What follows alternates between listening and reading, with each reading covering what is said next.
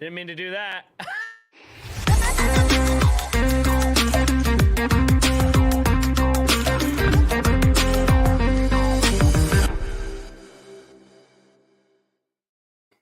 Welcome, everybody. Welcome to another episode of Gaming Gone Weird. And my name is Nick Tana, and I am not a podcast director. Hopefully, everybody's doing great, man. Welcome to episode number 56.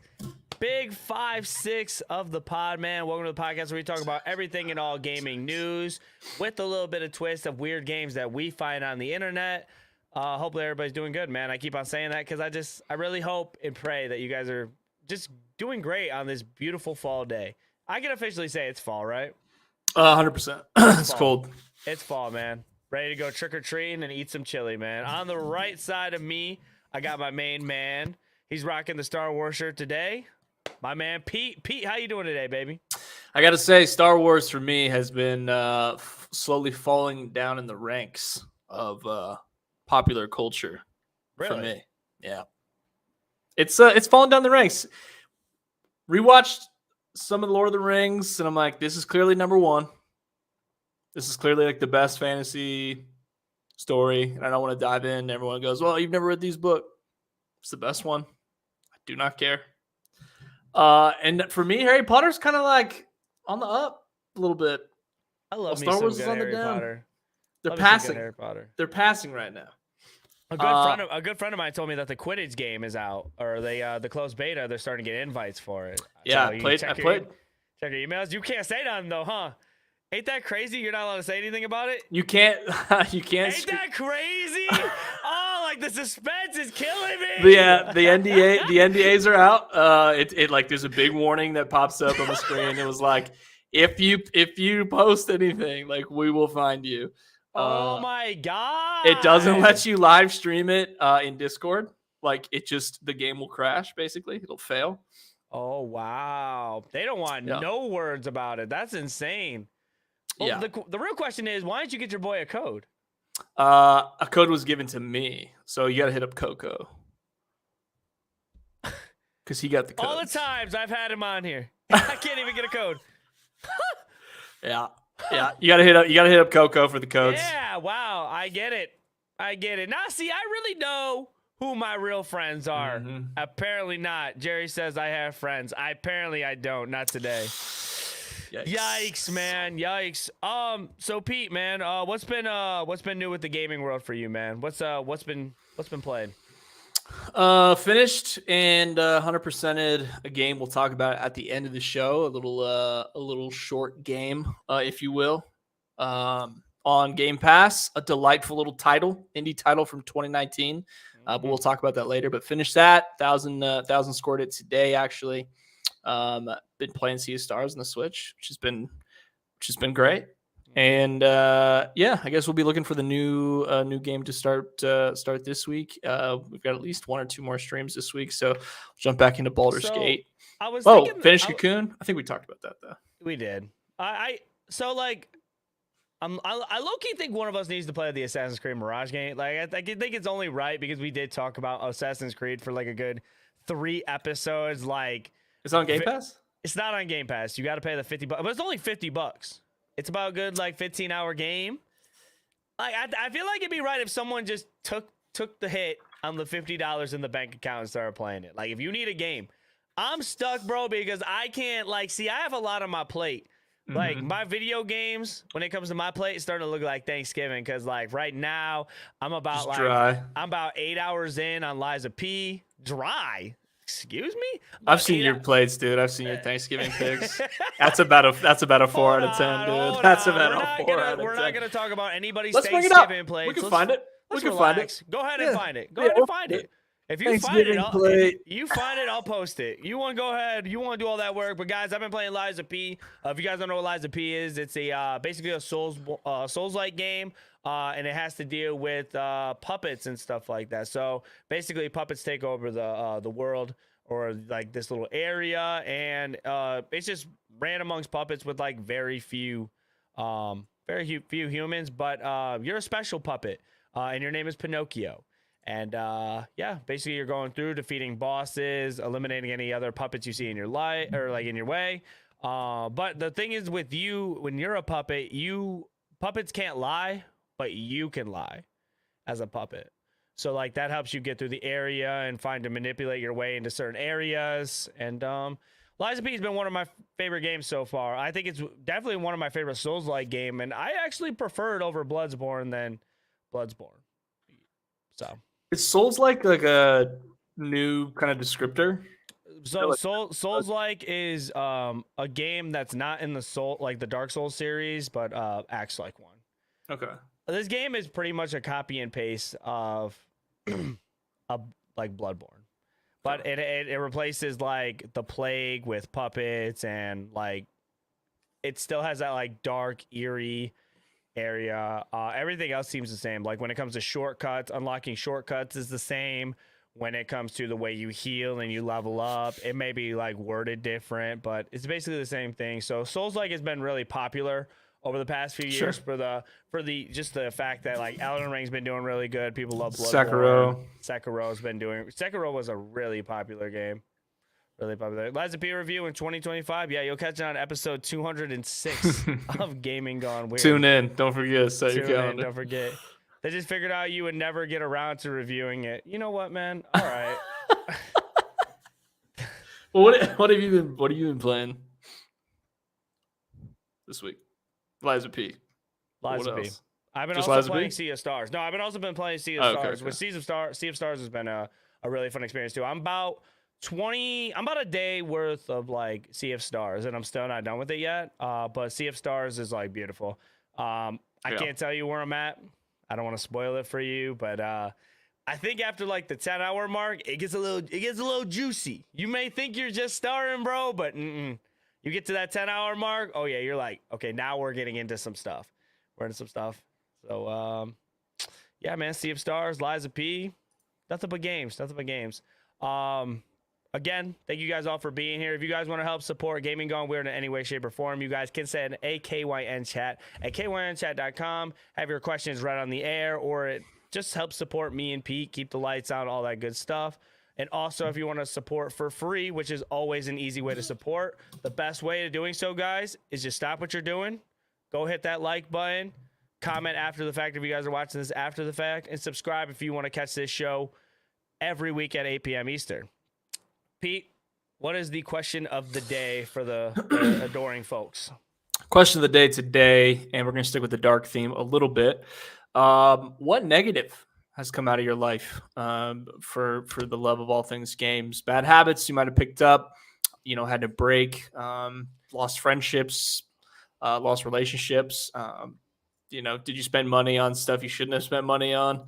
Time, any regret on time lost, anything like that? So I think I've had not more, but I off the top of my head, I can think of like a lot of negative things that came out of gaming. And it's not like negative to where like, oh man, I'm never going to do this again. Yeah. This stinks. But like, there's been times where I spend $65 on a game because of tax or whatever, and then not touch it at all. I ended up buying Deathloop and I installed it and I just never got to it. $60 game that I bought, pre-ordered everything, and just didn't play it. So like you could say the money aspect. You could say I guess there's times where like I played really angrily games. You could say bullying from the chat because they say I don't review games. So that's what come out of my my game critiquing lifestyle. Just bullying. Spending money on games that I've just never beaten or never even touched, which is a shame.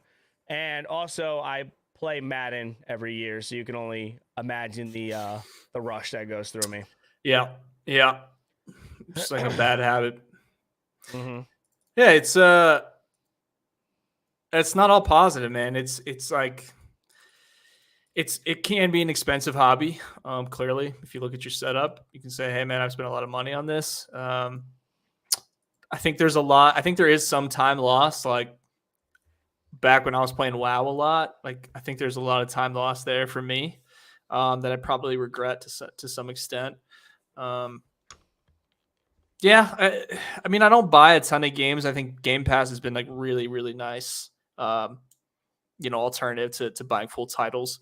But yeah, I think there's just like with anything, I think you can definitely abuse it. And I was way more addicted to games when I was younger. I just didn't have discipline, didn't have any responsibilities. So, versus going out, like Yeah. maybe I should have gone to that party, or like maybe I should have, gone on that trip, but wanted to play games at home instead.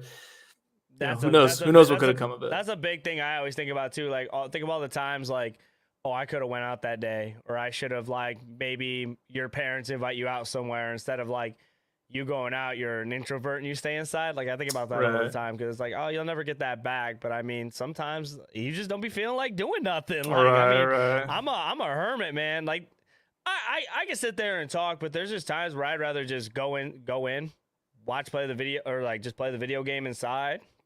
Cool, man. Have a nice little drink, have the lights on, and just relax. When you work a full-time job and everything else, just going in and relaxing and playing some video games, it turns the mood a little bit. It's a good feeling. And gaming nowadays is a lot different too, because we both pretty much agreed, like, spending money on games or just spending time on games that you'll never get back. It's different when you're young, you ain't really got no responsibilities. It was like, come get off of school, do your homework. You ain't got nothing going on the whole rest of the day, man. Times was just so simpler. Yeah, like, bigger chunks of time. Yeah. Like now it's like, okay, well, I gotta do the chores. I gotta go cut the grass. And it's like, okay. And I just spent $60 on this game that's going to take me 3 weeks to complete because I got all this stuff going on. And back in the day too, I remember back in the day, we had to rent games, and so we could rent games and stuff too. You can't rent a video game now. Remember Family Video renting a video game? That was unheard of. GameFly? I didn't do GameFly. I had Family Video. GameFly was that online service. It was like Netflix, but for just games. I never used it, but I saw a lot of those commercials. Like, you can like go into Blockbuster and trying to sneak a game into the stack of movies. Like, they're like, what is, what's Mortal Kombat 5? And I was like, what? I didn't see that in there. That's crazy. You never heard of that movie? Yeah, or switch the disc, like put the gaming disc in the movie disc and be like, they put the wrong one. I might as well use it. And your parents are like, oh, that Pete. Yeah. Oh, that man Pete. Yeah. He was probably overpowering him because he was probably 6 foot at the time. Yeah. Mom, I don't know how that got there. Might as well keep it though. Guys, just so you know, this episode is going to be I wouldn't say a very, like, the news is just kind of like, we got some news, man. If you guys tell by the title, man, Gollum is just not cooking right now.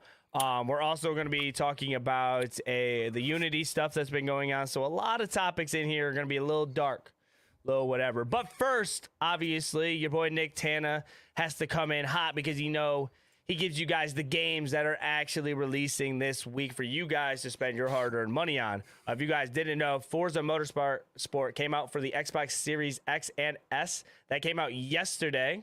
So if you guys like racing games, you guys should pick that up. Lil Gator game came out yesterday for the PS5 and Xbox. Roblox is finally on the PS4 and PS5 if you're into that. A new football game called Wild Card Football is going to be out for the PS5 and Xbox.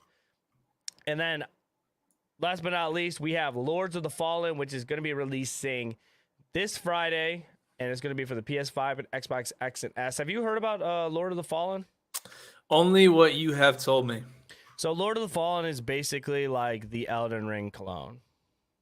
So Liza P was more of like the Bloodborne clone. Lord of the Fallen's like, what makes it more Elden Ring? You could just kind of tell the way the environment is and the kind of way the fights are, stuff like that. It has its own little twist where you could go into different dimensions and stuff like that, but you can kind of tell how the dodging is and how the fights. Yeah. It's definitely a Souls-like game, but you could kind of tell it feels more Elden Ring-like than when it does for another Souls game. Just kind of playing them, you just kind of like have that feel. Like, I mean, they don't straight up just say, like, this is the Elden Ring clone. But you kind of just, like, put in your head, you're like, yeah, this is what they're trying to do, for sure. Yeah. For sure. Let me know what you guys are trying to pick up. Lords is in PC, too. Thank you. Lords is going to be on PC. I forgot Il plays all of his games on PC. So, yeah, that's probably all I'm picking up is Lords of the Fallen because I can't trust that Forza game. Can't. Fair enough. I'm probably going to pick up a little Gator game just to get me through the day. Yeah, dude. Maybe that should be your next game, bro. Give yourself an easy... Dude, video idea. Games you can beat while working. Yeah, you might as well just play it while you're doing the pod because you don't, like... really put in your 50%, so it's fine. So mean. I'm like, Pete, what do you think about this? Pete reacts, huh? I was just trying to platform in a little Gator game. Yeah, but let's call it even. Look at these thumbnails, man. What thumbnail? The brutality of these thumbnails that I'm featured in. Oh yeah, well, I don't know, man. I don't make the thumbnails. I just tell them what to put on them. Yeah, that's so crazy. Surprise. In quick news, guys, I want to talk about before we get into our main topics. If you guys were looking forward to XDefiant coming out, XDefiant is getting delayed. XDefiant was basically the Call of Duty competitor. It was that arena shooter that kind of wanted to put everything in the game that Call of Duty didn't. It felt more fast paced. It had more like operators, and it was going to be that game that people that really loved Call of Duty was going to play, but it seems like they just need a little bit more time with the game because obviously they were having problems with it. So I don't know. How does this affect you, Pete? You mad? You sad? You don't really care? Nope. Doesn't affect me at all. I think the arcade shooter, I think I'm pretty close to just kind of being done with this, unfortunately. I'm getting too slow. Dude. Too slow.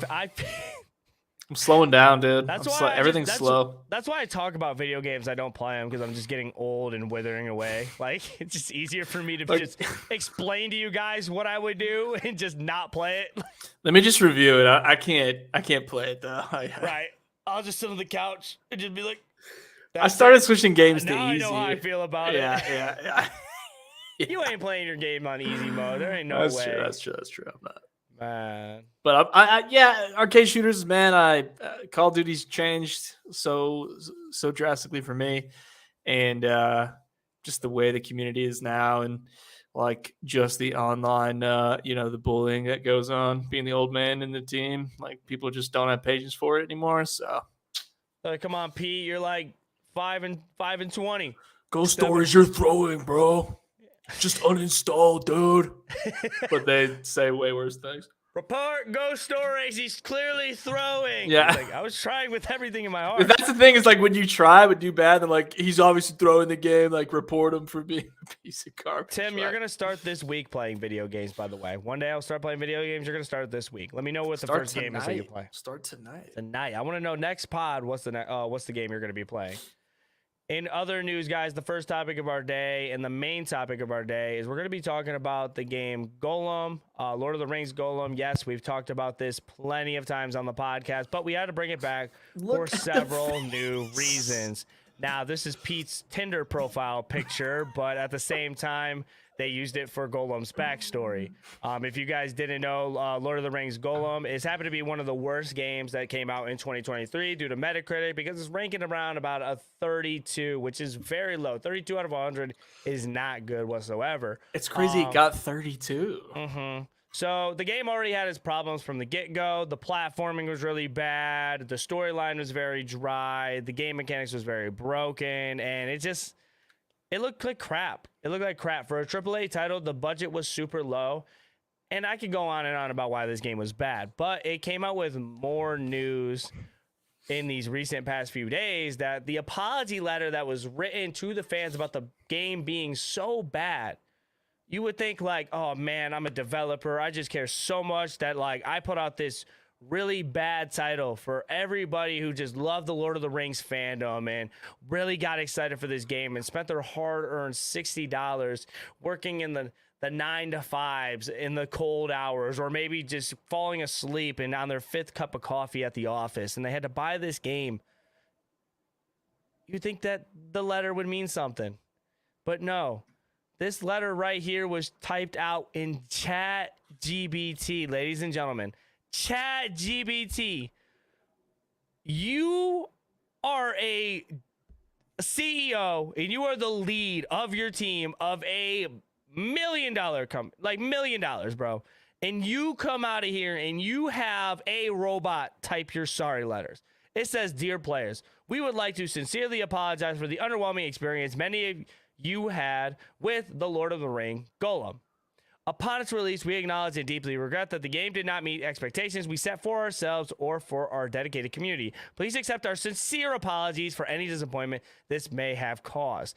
Our goal as a studio and as passionate Lord of the Rings fans has always been to tell a compelling and immersive story-driven adventure. Crafting a story with Middle-earth as our playing ground has been the greatest honor and the biggest challenge we have faced so far. And they just basically go on and on and on, talking about the bugs. What do you see about the Lord of the Ring Gollum title at the top? It's supposed to be Lord of the Rings. They spelled their own game wrong in the apology. It's the Lord of Ring. The Lord of Ring. The Lord of Ring. The Lord of Ring Gollum. The Lord of Ring Gollum. I wish I had they spelled their own game. I wish I was like an NFL broadcaster and I could just circle that word, like circle that little thing. Like, now here's a guy, and I can just circle it.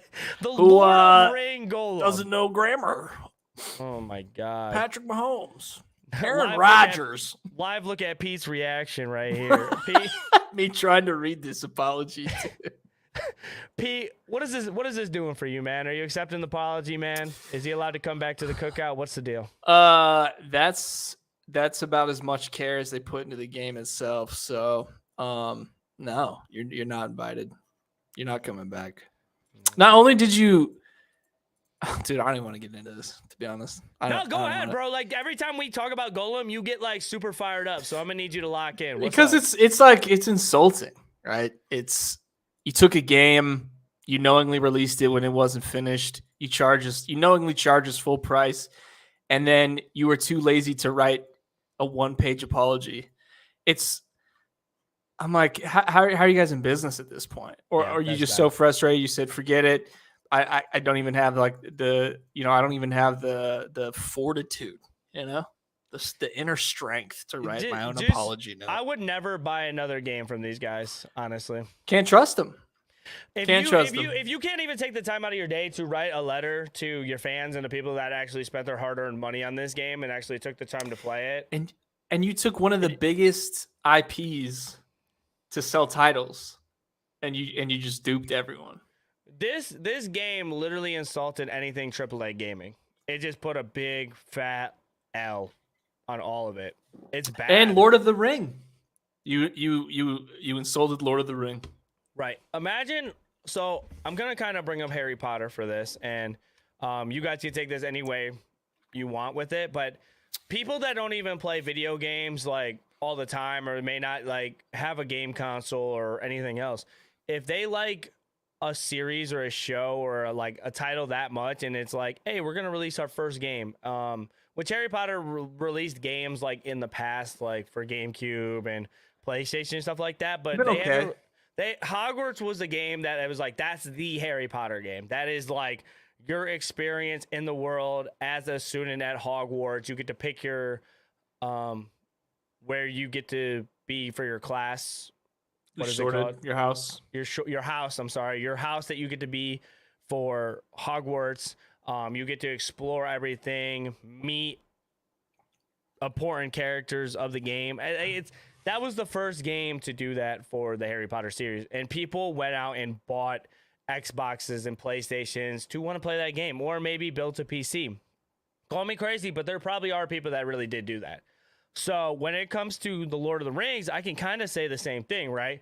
Lord of the Rings Gollum, like if you like the Lord of the Rings series that much and you watched all the movies and you really maybe enjoyed them and you were a big fan, and you maybe play one video game a year or maybe two. Like, let's all agree that times are busy, times are tough. You might only have time for one video game. And that was your game, Lord of the Rings Gollum. $60, you expect the most out of it, and it just didn't meet the expectations at all. It doesn't do anything game breaking. It doesn't do anything fun. It doesn't do anything like out of the ordinary. It's just boring, broken, and just all out pathetic. And just like, it's pathetic is what it is. Yeah, I just don't like talking about games like that, because it's like, I try to be like positive most of the time, but it's like you take this title and it's just straight up, it did everything wrong. And here's the thing also with the game in general. So more news has just been kind of just piling on, and that's kind of why this is the main topic of the podcast. Not only did the apology letter get written in ChatGPT, but it also has been released by people that worked for the company. That Lord of the Rings Gollum devs described alleged hostile work environments, basically saying that people were in fear of actually speaking up about the game, of it like being bad, of things they need to add, things of that nature. Just being afraid to speak out because they didn't know if they were going to get fired, if they were going to be out of a job. And that's just like, it's flat out, and it's a joke. It is, and this is why, like I said in the beginning of the show, like it might get a little dark because that it's not, it's bigger than just like, okay, I paid $60 for a game, I can tell you if it's good or not. Bro, this is people that like, this is their 8 to 5 or 9 to 5. This is their overtime. This is like something, this is what they do for a living. And it's like they were afraid to speak up about a game that was just terrible and downright piss poor. I'll say it, piss poor. It's just straight up terrible, man. It's so bad. So I don't know, man. It's tough. It's tough, man. It's just like crazy that they're still in the news too. Like we kind of got away from it. Time went on, and now it's coming back, and like, and now nothing. It's like a double win. If they apologize again, then you're like, oh well, like who wrote that? Was it AI or was it you? Like their reputation is, I mean, they're a really long time away from fixing it, if at all. To be honest, you already made a bad game. You have to hide. You can't just keep on putting out. You can't keep on putting yourself in the news, bro. Yeah. It's like, I forgot. There's a tactic that people use to do this. Like, it's like you're so bad or the game is so bad that you straight up just like nobody cares about it. So you just have to do something very crazy to get talked about. Like, you have like all this news is dropping, and it's like, how are you even still in business whatsoever? We don't know, because did they stop development pretty much right after release? Like, did they just pull the plug? I can't remember if they were continuing to work on it. For what? For the game. For Gollum? Yeah. It got finished, didn't it? I mean, like, follow-up support, basically. Like, yeah. Are they still working on making it better, or is it? I mean, what could they fix? I could see if they had any bug fixes or anything, but in order to fix that, you would have to release a whole new game. It's still on Steam for $50. It's still on Steam for $50. Yeah, I would just drop the first thing you should have done is drop the price and say, "Hey guys, we're making this $5 because I think that's what it's worth." Sorry. If the game was free, I'd actually play it. If they made it free right now, I'd play it. Remember, we're supposed to race. We're supposed to race to beat it. I don't know if we should do that anymore. If it drops to $5, I'll gift it to you, and we can. If it drops to $5, I'll do a race. We'll do it for charity or something. We'll race for charity. All right. We'll race for a Gollum race for charity. Yes. And then whoever taps out first, like, yeah, we'll do a punishment. That'd be fun. We'll do it here. All right. I'm down. We'll do it here. I'm down. All right, clip it, y'all, for later. Getting into our next topic, because I'm tired of talking about Gollum. I want to talk about a Souls-like game. And Peter, what has stopped you from like playing a Souls-like game or a Soulsborne game or just like any Dark Souls or Elden Ring? Because a gamer like you has not touched that game ever in your life. I just want to know what the problem is. The combat is annoying to me. Combat's annoying, right? I don't like the 2 hits and then roll around, and then 2 hits and then roll around, and then you get hit twice and you miss that. I don't like that. I don't like it. So, like, what if I told you that there's a Soulsborne game that lets you activate an accessibility thing to where you can one-shot everything in the game to make you go through the game a lot faster? How would that make you feel? Better, closer, warmer. There's a game called Another Crab's Treasure, and this game releases in 2024. And this is my kind of title right here. Yeah, this is a Souls-like game, and it's basically about a crab, and the whole gist of it is you're just going through the ocean and you're battling things in the water, so you can see the movement. It kind of feels like a Souls-like game. You got to dodge, hit, and everything else. But the thing with this game is not only is it a Souls-like game, and you might be like, oh man, like I really don't want to have to grind sweat through another game. Might be hard. It's just not really my style. But if you did notice the gun that was on the back of his back, you could flip something into the game to where that gun will one-shot literally everything that you walk across. So I couldn't find any footage on it, guys. So don't yell at me. Stop throwing the tomatoes, okay? This game is not out yet.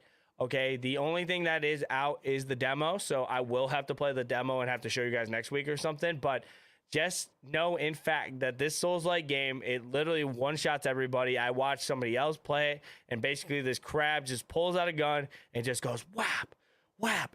You go face a boss, like a boss that would take like 50 hits to kill. No, it's just one shot with the gun. Would this kind of lean you towards maybe playing this game if you could flip on this switch whenever you wanted to?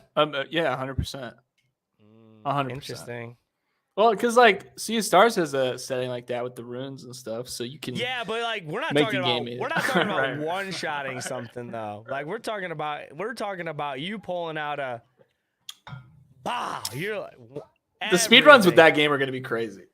Oh yeah, just for that weapon whatsoever. Yeah. I think that's what would make it fun. And there's so many other like accessibility options that you can put in the game. There's one that I think it's like called God mode, where you could just basically like float up in the air as high as you can, and you could probably just. That's fun, man. Everything. I like that. I'm telling you, man. Another crab, like mark it on your guys' list, man. Another Crab Adventure is gonna be a game that I'm gonna have my eye on, and also because I like the Souls-like game, and it's cute because this little crab, he's just like exploring, and he has like little spoons and stuff like that. There is also, I saw someone playing the game, and I'm pretty sure there's like a beer bottle or a beer can you could use as like your hermit shell, and every time you knock someone out, you get a little bit of drunk, and then you could like go ahead and fight enemies and do it. Dude, this game is so sweet, bro. That's cool.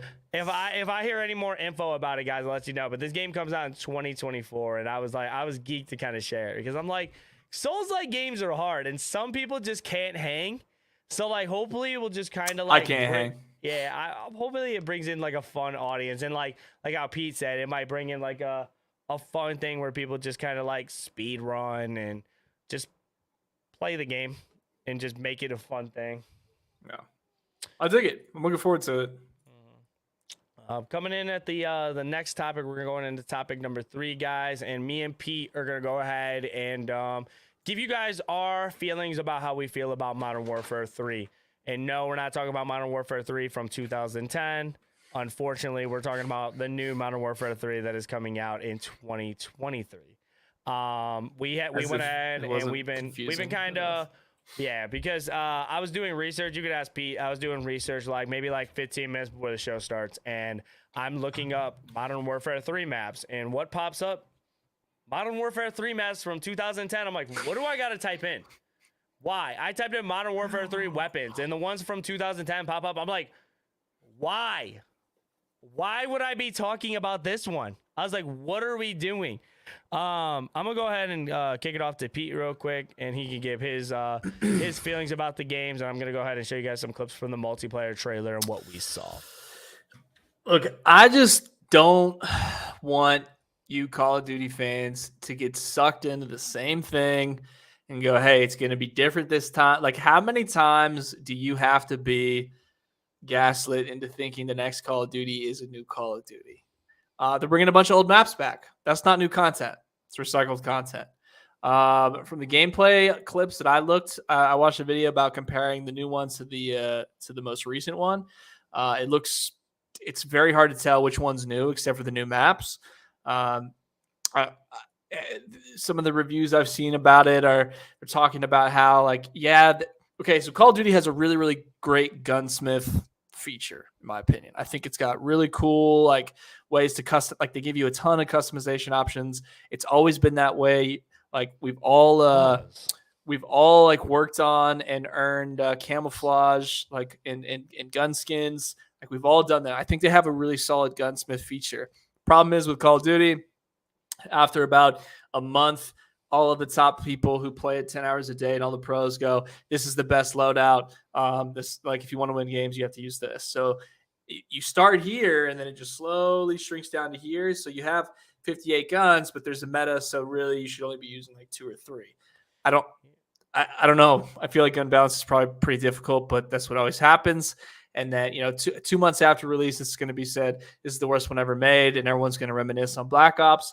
And then like a week into the game release, they're going to say the hackers are out of control. What are we going to do? And then the cycle continues. And then when the next COD gets announced, it'll be the same thing. It's going to be different. All new features. We're bringing a bunch of all the old popular stuff back because we can only sell it on nostalgia. And then people buy it. They're like, yeah, this is great. And they go, actually, it's terrible. And then the whole thing starts over. So I don't know. I feel upset on behalf of COD fans because it's just going to be, until it's not, it's going to be the same thing. I just want to say, if you guys have ever thought that I'm number one hater when it comes to gaming gone weird, no, it's Pete. He's been living this lie this whole life, bro. Pete is the biggest hater, bro, when it comes to games. He just preys on the downfall. He is spitting facts, though. I'm not going to lie. Though, because he said it completely, and I was going to say it in my argument. It feels like when it comes to these new Call of Duty games, we all get hyped up, man. The trailer dropped. Oh, my God. New maps. New graphics. The sniping feels great. Everything feels so smooth. The and then movement, you play like a month, and it's like, man, why can't we just have Cold War back? Y'all were saying how bad Cold War was. And then there's always that one Call of Duty content creator who's all like, I'ma say it. Advanced Warfare was actually a good game. And everybody's like, oh, he's spin. But as soon as they make Advanced Warfare 2, everybody's like, it's just not that good. It has the same title of a game that's already been released. That's the biggest clue. So, it's the same name. You're like, wow, it's so new, dude. I'm like, it's the same. You just said you had to Google it and you got the wrong content because it's already been made. This is the reason where I think they can't mess up is the fact that they're releasing these old maps. Just for the fact that, like, I think people, like, had a moment when they were, like, 13 with Dorito fingers and Mountain Dew double XP codes, and that's all they did was play Modern Warfare 2, and now they're releasing the Modern Warfare 2 maps in a game called Modern Warfare 3 because that makes a lot of sense. And yeah, people are just absolutely getting excited about it. And I just don't really the way I'm at with it is maybe I'm just getting old, where I'm just like, we need to stop like with this meta of bringing back old stuff. Okay, so let me say it in a way to where like I won't get memed, because I do think sometimes it is right to like take something that's been like really old and try to revive it now.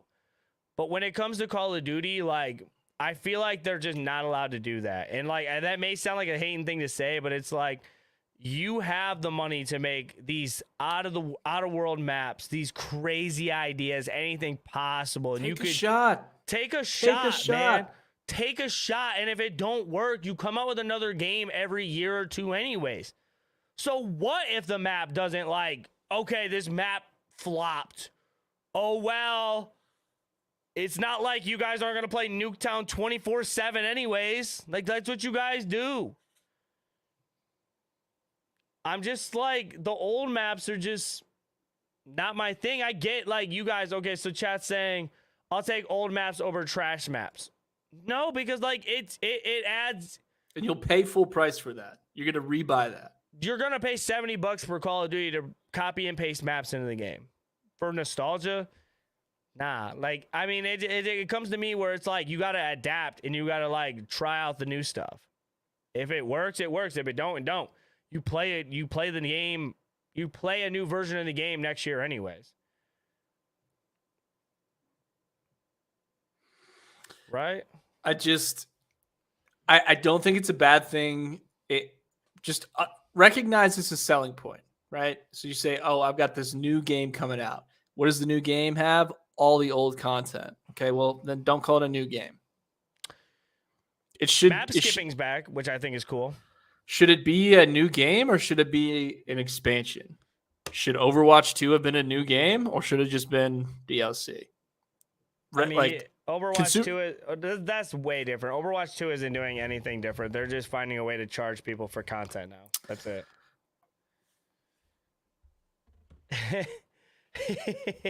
I'm just saying. Biggest hater right here. The biggest. It's hater. Your money. It's your money. So if you wanna buy the same stuff that's already been released, and have it in like the modern, play arena, that's fine. Just right. When I see all these tweets from big time creators that are like, it's the game we deserve, like it's coming back, like it's new, like get ready, like this is gonna be totally different. Like understand that Activision pays those people to say that. It's advertising. It's part of the marketing budget. So just be aware, like that's how they make their money. They need you to buy in to what they're doing. So like just keep that in mind. I'm also throw in there too that we haven't played the game, either one of us. So like what we're saying is just strictly based on like what we're seeing with the trailer and everything else. But just my expectations, just going based off the old maps, I just really don't care for them. I'd rather play off new maps, but that's just me. Every year, Call of Duty has released new maps. I don't understand why go back now, unless this is just a carbon copy of the old Modern Warfare 3. Then it's like, I get it. Put in the Modern Warfare 3 maps. Put in the Modern Warfare 3 guns. We'll call it a day. Then it's like, then I won't take it so seriously. But when I say you got to pay $70 and it's just the old Modern Warfare 2 maps, but you're throwing in the new guns and everything else, you're not afraid to have new guns or try new stuff out. It's just a weird move for me. But I will say that people are kind of thinking positive about it. I think the Call of Duty next event. It's good. I hope it's good too. The thing is just Xbox spent a lot of money on them, so I really hope for the sake of Xbox and everybody else that the game is good, because now it's going to be on Game Pass and everything else. Eventually down the road, maybe not this year, but we could probably think hopefully down the road we get the newer Call of Duties on Game Pass and we could like pick whatever one we want to play. Like if we wanted to go back and play Modern Warfare 2, the 2009 version, we can. Or if we want to go back and play Cold War, or if we want to play Advanced Warfare, they'll all be on there. And we won't have to worry about this at all. We can just pick and choose what we want to play.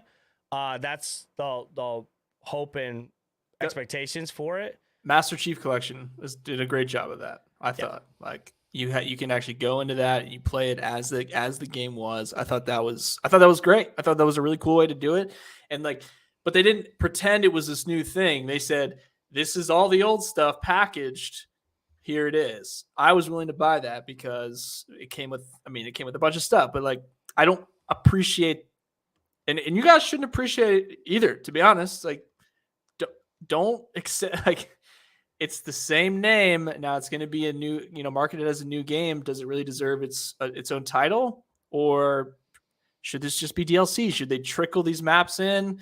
Say every 2 months they'll say, hey, for 4 weeks we'll have Rust available, and then that'll go away. And then say for 4 weeks we'll have this old. I wouldn't mind that. Like something like that. Like, if you gave us a 24/7 and you're like, hey, for this weekend only, you could play on whatever the Terminal. You could play on Terminal for this weekend only, and it's like, oh yeah, I'll play 24/7 Terminal just for this weekend. And then you don't think it'll be busy? It'll be crazy busy. Yeah, people would be lit for that. Like if you randomly drop that too, like that's actually a really good idea. Just snuck it in. Just dropped it. Didn't say a word. Just said, like someone's going to load up. It's like, Terminal's available. What? Like, what is this? Like that'd be awesome.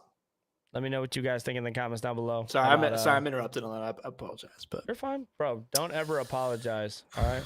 You're fine. But you do got to go ahead and take over the next topic, though. Topic number 4.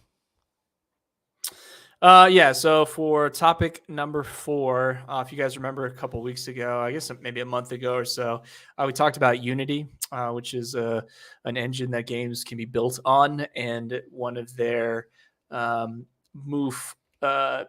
generating moves that they decided and announced was that there was going to be a fee for installs for games. So if games hit new games hit like a certain amount of installs, that developer would have to start paying a fee for every install after that threshold, which is I think around 200,000 downloads. So for example, Dredge just hit 1 million downloads. Congratulations, Dredge. They would have, it would be free for them to operate on Unity. I don't know if they operate on Unity or not. It'd be free to operate. But after that 200,000, so for 800,000 downloads, they would have to pay a fee on that. So several $1,000s back to Unity to do that. And what's happened since that has been announced, the CEO during this time is stepping down in the wake of calling it installment fee controversy. So he was also part of the EA team, high up in the EA world. Shocker. Which makes a lot of sense now that we're talking about microtransactions, not only for the consumer, but now for the developer. And he's leaving the company, stepping down. They're not going to say that's exactly the reason why. There might be a whole list of stuff, but certainly they've lost some face, lost some potential money because of that. And it sounds like they're also going to be running back some of those policies. There is going to be a free version of Unity, which probably won't have a lot of features, but there is still going to be some kind of payment or fee for the higher tiered systems, which would I imagine most developers are going to have to operate on if they're even mildly successful. So they're rolling back some of it, but not all of it. I still think the most successful people are going to end up having to pay the most.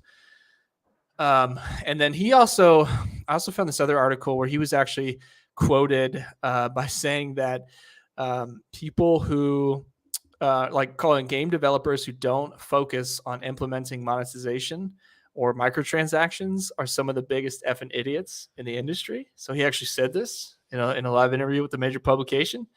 So he's saying if you're not charging for the little things, you're dumb, which is like exactly the opposite of what I think the best developers do, which is like, here's a complete game and we're not going to nickel and dime you along the way. So kind of a bad guy, turns out, and does not have the best interest of the consumer in mind. What are your thoughts on this? Good thing, bad thing for them? Is it too late to save face? Is Unity and Gollum now in the same category? I think Unity and Gollum has to take place in like the two worst things that happen in gaming in 2023.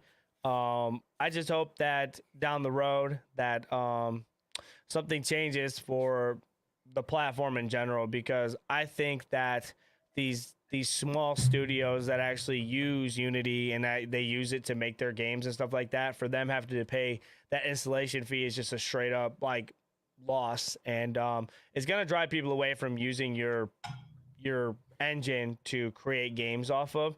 I don't know entirely what's gonna happen now that the CEO is gone. I don't know if this is like you said, I don't know if it's due to the fact of all this backlash that he's getting for the fact that these small indie studios all stuck up and they were like, yo, we think this is wrong. We don't think this is right. We think that we shouldn't be charged for these installations. We think we're getting ripped off for our hard work. A lot of all this, like nickel and diamond for no reason or just out of the blue where they could just throw in this crazy tax system. Which I'm kind of going to throw in here too. Have you noticed that just every subscription service has been going up lately? Like Netflix is charging more. I think Spotify is charging a little bit more. I've seen that Xbox and PlayStation are going to be going up here soon. It's kind of like we're getting into some tough times, man. Like gaming is already expensive, and now they want to charge a lot more for a lot of this stuff. Yeah, I think inflation's a part of that. I mean, I think it's natural for people to like want to raise prices every year anyway. Like it's becoming rare that stuff stays the same. I just don't get how like Xbox buys Call of Duty and makes Redfall 60 frames per second on Xbox and think they could just raise the price of shit. It's crazy. Well, this is why the governing body stepped in and said this is why monopolies are bad, because if Xbox is the only company, they could just put out garbage and you just have to take it. Look, PlayStation, we'll give you an offer right now. Yeah, it'll be the play box. That's all we have. Just the play box. That's it, man. But yeah, it stinks. I don't. Sometimes prices do get pushed up because of like employee benefits. So let's say like for example the actors strike and the writers strike, they got a bunch of extra stuff, and which is great for the employee, but the company rarely just eats that cost. So what happens? It gets pushed onto the consumer. So let's say Xbox has a big, movement for all employees to get a bunch of extra stuff. They get paid more, better benefits, more time off, all this. That Xbox doesn't, they go, oh, we're not going to let that cut into our profits. Let the consumer cover that for us. Yeah, that happens. That happened with Netflix completely, dude. Like the actors strike, and they were like, "Yeah, we'll pay you more, but we're gonna guess where that money's gonna be coming from." Yeah, right. And you expect the consumer to be like, "Oh, okay." We don't. Yeah, I mean it is what it is, man. So that's what happens a lot. I think it's just natural. I mean, but that it's actually been great. Like Xbox has been in that $60 a year range for I feel like the longest time. Yeah. Not Game Pass, but the year subscription if you don't want to do Game Pass. But at this point, now they're starting to make it to where you have to have Game Pass if you want live. So it's included all together. It's a bundle now. Yeah. Which makes you have to bundle your way to get the Game Pass and to get the year. Yeah. So that's coming. I think the hard copies are going to become a thing of the past sooner rather than later. I think we'll see it. I just don't want it to. I think we'll see it. I don't want it to. They'll say like, "Oh, this doesn't come with a disc drive anymore. It's all digital." Woo! Yeah. Yeah. Yeah, I don't either. But I think it'll go that way. No. Okay. Woo! All right, that's the episode. We'll see you guys. No, we have one more topic, and he's not getting out of this one because Pete doesn't play games, and it's time for him to review the only game he's played this year, guys. We are gonna get the first look at a game that Pete streamed on his channel that he played, that he got 1,000 gamer score on. It is called A Short Hike. Go ahead and take it away, Pete. I played and 1,000 scored a game called A Short Hike, which is a little indie game from 2019. The gist of the game, you play a bird and you're trying to get to the top of the mountain. It's actually a pretty big island, actually, but you're trying to get the peak of this mountain on this large island. And I won't say why, but there is a little bit of a story. But you can beat this entire title in about an hour. So if you do all the mainline, yes, there are quests and side games and mini games and little like collection things, little collection quests. But you can beat the main title in about 60 minutes. Things I liked about the game, I liked the graphic style. It's kind of like Sludge Life. You can actually adjust the amount of pixelation too, which I feel like I haven't seen that before. So you can make them a lot more detailed or a lot less detailed depending on what you're doing. There's a lot of stuff as far as the achievements go. It took me about 6 hours to get all the achievements. So you can beat the main story, but there's a lot to do on that side. I think the flying, the physics are really simple and really good. The gameplay is really simple and really well done. Similar to Cocoon, you only have really one action, which is jump and sprint. So I guess that'd be two actions. But it's totally free roam. Wherever you see it, you can go, which is pretty sweet for a small title like this. Like I said, the island is pretty big. But if you really want to just like hop on, chill out, beat a game in an hour or so, this would be a game for that. It's just like a little cute title. It's the best way to describe it. It doesn't have like a crazy amount of depth, but there is a story. And yeah, as far as like a Game Pass game, I think it's a pretty nice little title. I wouldn't pay more than probably $10 at most. And I think you should only really pay that if you plan on doing the 1,000 gamer score to get several hours out of it. Anything more than that, stay away. But it is from 2019, so I think it's on Steam for like $6 or $7. So I think it's worth that. As far as like, I almost feel like the game is worth $5, and then you're tipping the dev on top of that with the extra few dollars. I think it's a cool looking game. Like honestly, one of the things that kind of intrigued me was the beach stick volleyball. I thought was very, very interesting. Never have I saw this in a video game with like the sticks being involved. I thought it was very cool. There's One little of mini games like that all over. There's tons of little side characters. They all have their own little story. Like, so imagine each character has like someone say, okay, you have to write a whole character with 3 paragraphs. Make yeah. sure to use as much detail as possible. That's kind of what it's like. Right. I also kind of got like a little sucked in and invested because I think like when you first talk to this character here, it says you want to buy feathers from me or something like that. Or like, I was like, that's kind of interesting that you could buy feathers. But it also tells you how many feathers you need to climb up this mountain, which I really like, or because it doesn't like straight up leads you to fail, I guess I would say, because some games might just be like, okay, well, you could try and climb up and see if you could reach it and figure out how many feathers you need from there. This one just strictly says like 7 feathers, you're good to go. And I also thought it was funny that this little bear is like really struggling because obviously it only has 5 feathers and it doesn't meet the feather cost. But like little cute things like that, I truly did enjoy. It seems like it's not taking the game super seriously, but it's also a very nice, well polished game for what it is. It's complete. Yeah, it's complete. Little 1 hour game, and I like how like you said, oh, it's an open world game. You can explore anywhere, and it still only takes 1 hour to beat.